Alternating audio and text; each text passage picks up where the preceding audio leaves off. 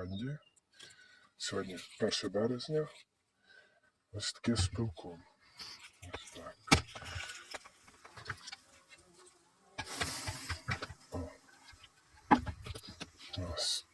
Ось так прорізаємо.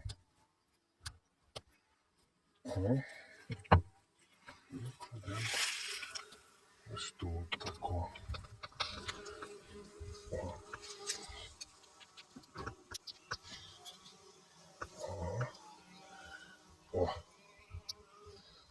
Ось так.